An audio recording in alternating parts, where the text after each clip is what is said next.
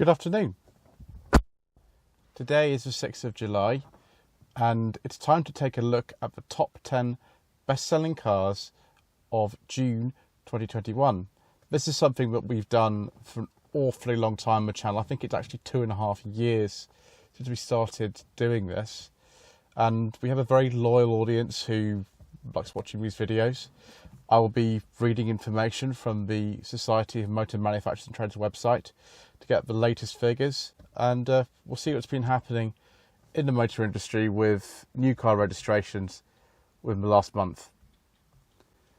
Now, I always talk about registrations in this segment because that's actually what these are. I can call these the top 10 best-selling cars, but actually the cars that have the most registrations. But I'm going to use best-selling just for the sake of ease, really, because it's a term that we tend to use more and I understand.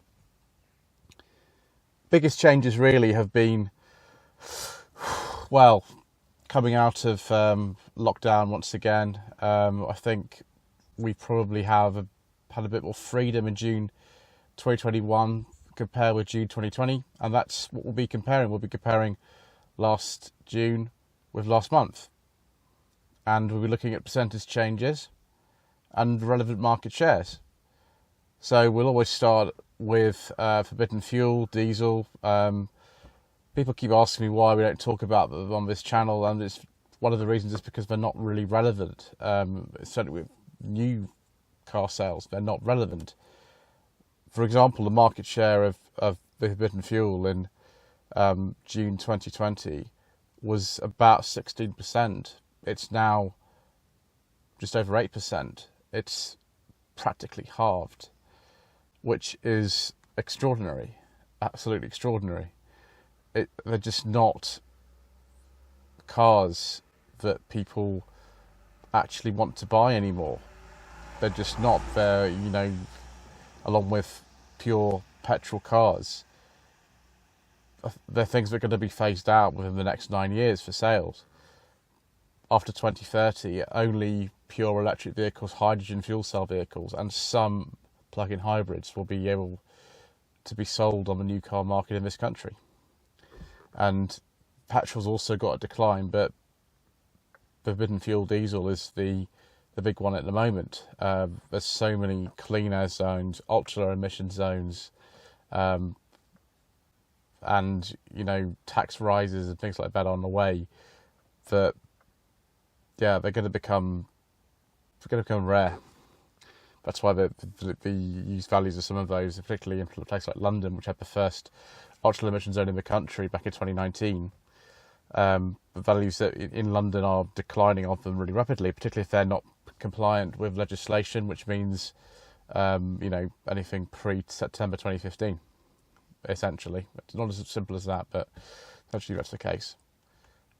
So yes, a 35% change in the sales, but because of the way that market share works, the market share is pretty much halved.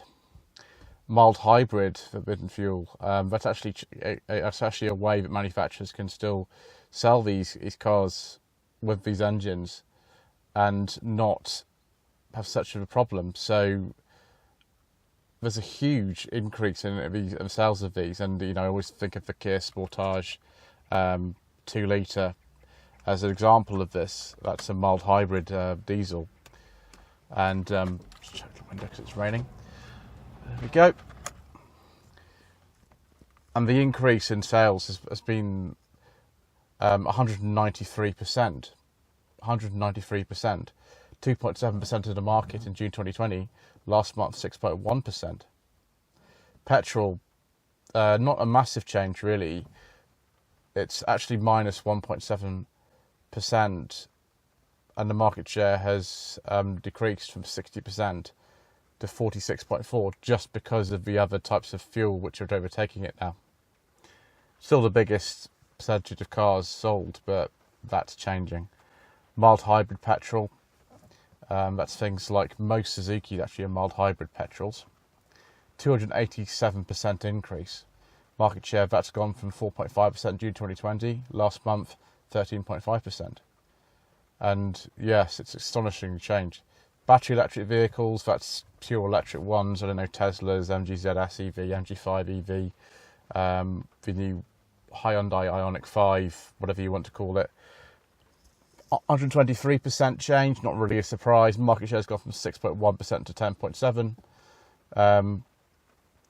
And plug-in hybrids, this is a bigger change actually than normal electric cars, simply because it's easier for manufacturers to implement them, and they offer a sort of useful kind of sort of halfway house for a lot of people. Although, you know, the sort of person who wants to buy the MG5 EV that we had on the channel last month, they probably won't be looking necessarily at a plug-in hybrid. But they offer useful things for a lot of people. I'm hoping to get one on the channel for a week's test quite soon. I'll let you know if that happens. But the market share for those has gone from 3.4% to 6.5% last month compared with June 2020, and it's 146% increase. That's without the government grant for plug-in hybrids actually being in place anymore. Hybrid electric vehicles, a lot of Toyotas, for example. There's Kia Niros that are hybrids. A lot, you know, the Honda Jazz. The percentage change is 58%. June 2020, 7%. Last month, 8.7% market share. So overall, the market is up by 28%, which is pretty good.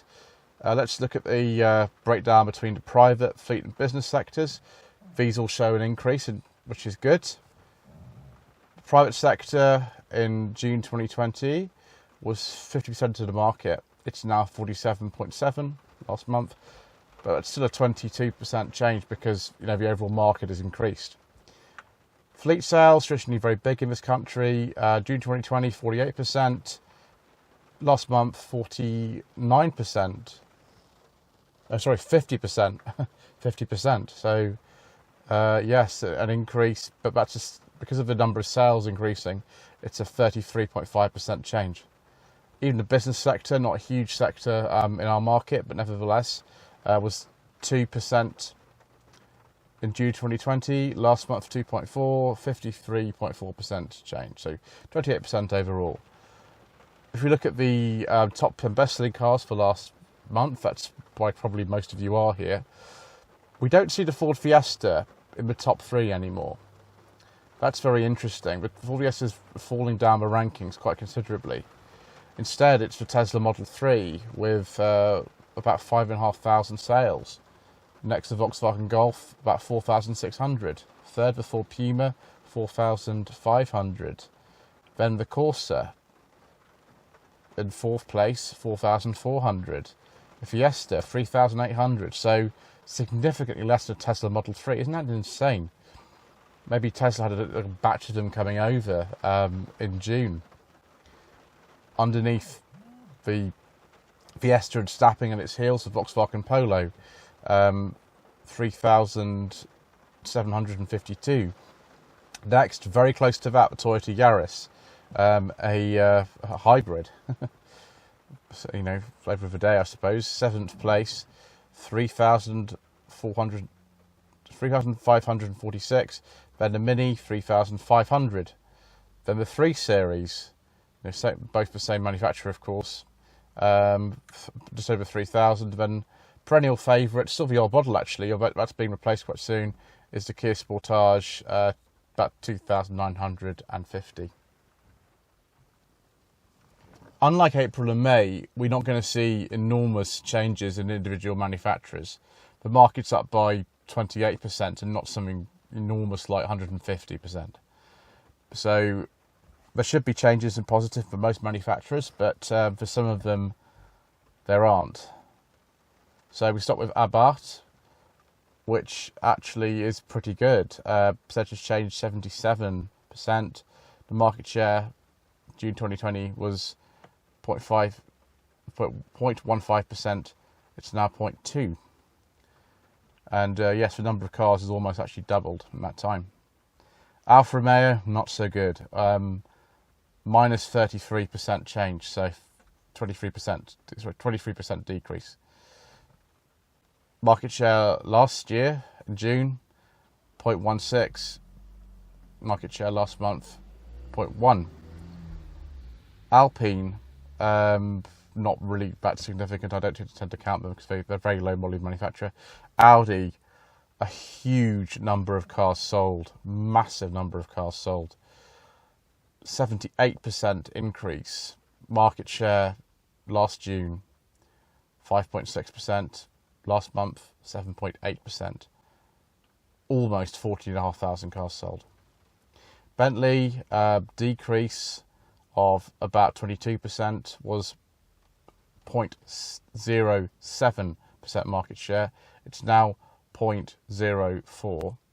But because of the way the market's actually changed, it's lost a bit of market share. BMW, 34% increase. Last year, market share was 7.3%. It's now 7.6%, and just over 14,000 cars sold. So Audi and almost BMW, but not quite, but Audi has outsold Ford this last month. Audi has outsold Ford this last month. Just shows you that things we call premium brands are not really premium brands because they're not in any way exclusive anymore. They are more expensive to run, they have higher list prices than Fords, but because there's a way that finance works in our country, particularly with things like PCP deals and leases, it's often cheaper to get yourself an Audi than it is to get a Ford, and so there's so many of them out there now. Just bear that in mind the next time you go shopping for a car that's supposed to be exclusive. Citroën, the SMT don't give you a trademark on the E, so maybe it's just Citroën. 57% increase last year's market share, 1.42% in June. And last month, 1.75, 3,248 cars sold. Cupra, can't compare last year's figures yet, apparently. Dacia, not a good month for Dacia. Minus 49%, 1.44% market share last June. Last month, 0.58, just over 1,000 cars sold. Deas, not a huge player in our market, but nevertheless an increase. 24% increase, was 0.11% market share. Now it's 0.1. 190 cars sold approximately. Fiat, about 3,000 cars sold. 70% increase. It's very good for Fiat actually. 1.2%, 0.25% market share last year. Last month, 1.66, and just over 3,000 cars sold. Now, considering the only real new model that they've put out recently is the Fiat 500 electric. The mild hybrid Tipo that's come out is not really that new, but maybe that's not a significant car anymore, I don't know. Ford, yes, they actually increased their market share from 4.5, sorry, they've increased their sales by 4.5%, but in June 2020, their market share was 9.4%, it's now 7.7%. So, yes, things are obviously changing. 14,234 cars on. So just literally 7 more than BMW. Genesis, nothing to compare that against yet. That's Hyundai's luxury brand. Honda, 98% increase. Big increase in market share too. Was 1.1% last year, now 1.7%. And 3,200 cars sold. That's more than Fiat, actually. Almost as many as Citroën. Hyundai, becoming quite a big player in our market, actually, although Kia is bigger. 112% increase, was 2.5% market share, now 4.2%, 7,700 cars sold. Jaguar, a 38% increase, was 1.18% market share last year. Last month, 1.27%. Jeep, a 4.8% increase. Well, last year, 0.3% market share, now 0.25%. Kia, sold a few more than Jeep's 458 cars. They sold 9,200. 66.8% increase. Was a 3.7% market share. Now it's a 4.9% market share. Yeah, 9,200 cars sold. Land Rover, actually a decrease for some reason. I don't understand that. They've gone from 3.2% to 2% market share. But the number of cars hasn't altered that much. It was 4,700. It's now 3,800. Maserati, well, we'll skip over them. They're not really much of a brand anymore. They have an increase though. Mazda, massive increase, possibly the biggest increase of all. 135% increase. That could be due to a new MX-30. I don't know. We were 1% market share, but now 1.9% market share, and 3,450 cars sold. Mercedes-Benz, 9,000 cars sold, but it's not actually as big as some of the other brands. They're actually down by 6%. It was 6.58% market share last June. Now it's 4.8%. MG, predictable increase of 40%, although I imagine it could have been even higher than that. Last year, 0.39% market share. That's 1.39. It's at 1.52 now. 2,800 cars sold. Mini, 5,100 cars sold. Was a 3.4% market share. Now it's 2.77, but they've had a 4.7% increase. Mitsubishi, despite claiming they're going to pull out of the market entirely very soon, they've had a 32% increase in sales. Last year was about the same market share, about 0.53. Now it's 0.55, a very small increase, but they sold over 1,000 cars. Nissan, very, very stable indeed for some reason, but that means they've lost market share because of the increase in the market overall. So it was 4% pretty much. It's now 3.2%, and they've increased the number of cars slightly to about 5,900. Peugeot, 21% increase, was 3.6% market share, now 3.4%, which goes to show that an increase in sales doesn't mean you're increasing the market necessarily. About 6,200 cars sold. Polestar, not relevant because they didn't register as a separate brand last year. Let's open this for a little bit more light. There we go. Porsche, 27% decrease, was 0.73% market share. Now it's 0.41, 772 cars sold. Renault, quite a large decrease, maybe one of the largest decreases of anyone. 38% decrease, was a 3.25% market share June 2020. Now it is a 1.6%, just under 3,000 cars sold. Seat, quite a good month for Seat actually. 38.6% increase. That was a 2.8% market share. It's now a 3% market share. Skoda. Traditionally, they sell a lot more Skodas than Seats in this country, although the gap is quite narrow this time. It was last year a 3.6% market share, but we've had a 28% increase, and now it's it's almost exactly the same. It was 3.63, and it's 3.62, but the number of sales has increased to 6,700. Smart, again a very small player. We'll skip over them. SsangYong, what a shame. All this kind of uncertainty as to their future has, meant their sales are not recovering in quite the same way. Minus 5%, 0.1% market share last June. Last month, 0.08. 150 cars sold. Subaru, huge increase, like possibly the biggest of any. 389% increase, was a 0.03% market share. Now it's 0.12 at 215 cars sold. Suzuki, again a brand that's in recovery now. 102% increase in sales, was a 0.98% market share. Now it's a 1.55, just under 3,000 cars sold. That's very good. Toyota, 3% increase, so not that significant. Market share will have declined with that. 8 percent June 2020. Last month, 6.5. Vauxhall, a recovery but a loss of market share. 10,000 cars sold, 11% increase, 6.3% last year market share, now 5.4. Volkswagen, I think this is the biggest sales of all. It's over 10% of the market now. 56.5% increase. Last year, 8.6% of the market, now 10.45%, and just under 20,000 cars sold.